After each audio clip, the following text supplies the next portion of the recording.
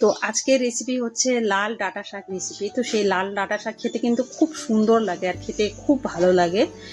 শাকের মধ্যে কি কি দিব, কেমন করে বানাবো আর খেতে কেমন টেস্টি লাগবে, মাত্র 5 মিনিটই হয়ে যাবে লাল ডাঁটা শাকের এই রেসিপিটা। তো চলো সবাই দেখে নিই। লাল ডাঁটা শাক শীতকালের একটা খুব টেস্টি শাক। এটা মূলত গরমকালে পাওয়া যায়, কিন্তু শীতকালের টেস্টটা সবকিছু শাকেরই খুব বেশি হয়।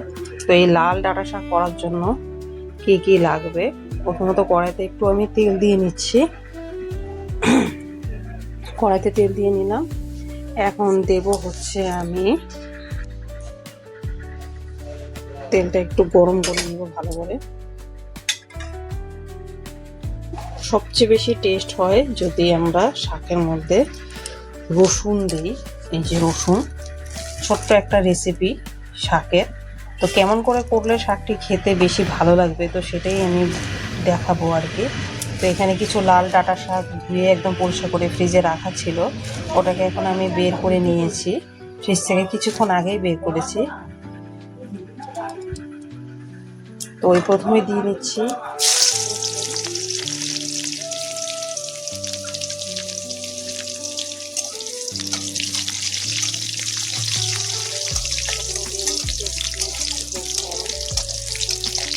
রসুনটাকে একটু ভালো করে বেশ লাল করতে হবে।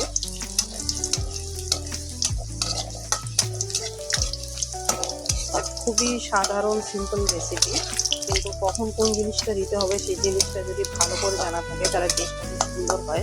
তোমরা এরকম করে শাক করতে পারো। এই নিচে তেলের মধ্যে কাঁচা লঙ্কা দেবো, কারণ কাঁচা লঙ্কাটা তেলের মধ্যে দিলে একটা আলাদা সেন্ট আছে, সেটা আমি দিয়ে দিলাম। আর এখন দিয়ে দিব কেটে রাখা শাক দেবো।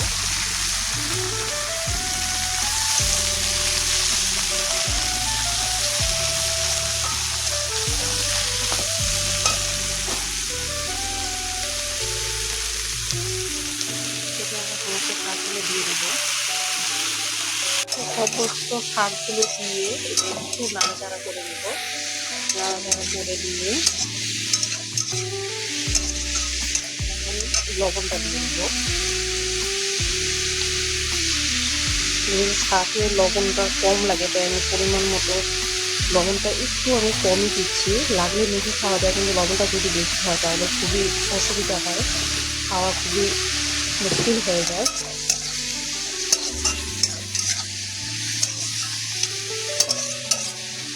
তো লবণটা দিয়ে এখন আমি কী করবো, এখন একটু যেহেতু শাকের ডাঁটাগুলো আছে লাল শাকের, ছোটো যে দেখতে পাচ্ছি ডাঁটাগুলো আছে, এই ডাঁটাগুলোটাকে একদম পরিপূর্ণরূপে ভালো করে সিদ্ধ হয়।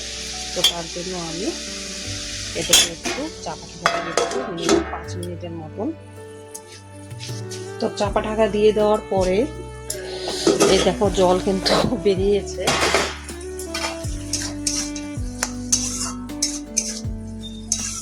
শাকটা এমন টাইমে নামাতে হয়, শাকের যখন হচ্ছে জলটা শুকিয়েও যাবে, আবার একটু ভেজা ভেজা থাকে, আবার শুকোবে না একদম।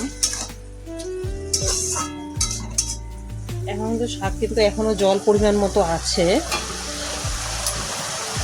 তো আরেকটু চাপা ঢাকা দিয়ে দিব। তো আশা করি এখন চাপা ঢাকা দিয়ে হয়ে গিয়েছে। দেখো এই লাল ডাঁটা শাক খাওয়ার কিন্তু অনেক গুণও আছে।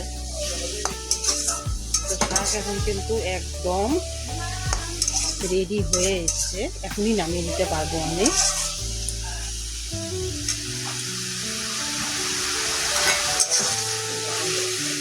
শীতকালে কত ধরনের শাক থাকে তাই না, পালং শাক, লাল ডাঁটা শাক, বটুয়া শাক বা বেতো শাক, তারপরে লাউ শাক আছে,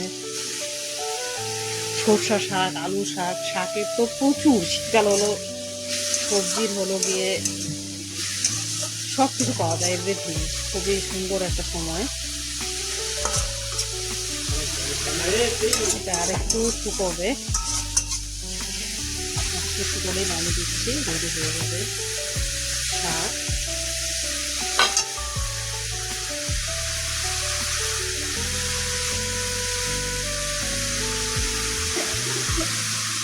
শাক এখন পুরোপুরি একদম শুকিয়ে দিয়েছে, জাস্ট অল্প ভেজা ভেজা আছে।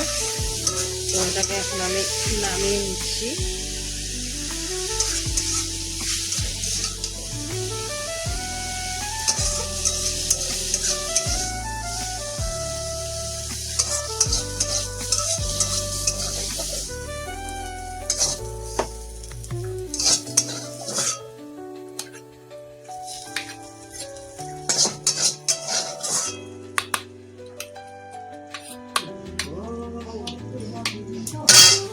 তোমরাও এরকম করে করতে পারো টেস্টি টেস্টি শাক, যেরকম করে তোমরাও এরকম করে শীতকালের যে এই লাল ডাঁটা শাকটা ঠিক এরকম করে এই রেসিপিটা ছোট্ট একদম খুব কম সময়ে রেসিপিটা করা যায়, খুবই সুন্দর খেতে লাগে আর খেতে খুব ভালো লাগে।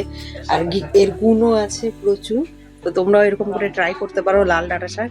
শাক কিন্তু মোটামুটি যারা আমরা মহিলারা রান্না করি সবাই রান্না করতে পারে, কিন্তু শাকে কতগুলো ব্যাপার আছে, কি শাকটা কোন সময় নামাতে হবে, তারপরে কি কোন ফোড়নটা দিলে শাক খেতে টেস্টি লাগবে, এটা ভালো হয় আর কি সব থেকে বেশি জানলে। তো ভিডিওটি যদি ভালো লেগে থাকে চ্যানেলটিকে অবশ্যই লাইক আর সাবস্ক্রাইব করবে। আর তোমাদের কাছে যদি আরো কোনো বেটার রেসিপি থাকে আমাকে অবশ্যই জানাবে। সবাই খুব ভালো থাকো, সুস্থ থাকো, বাই।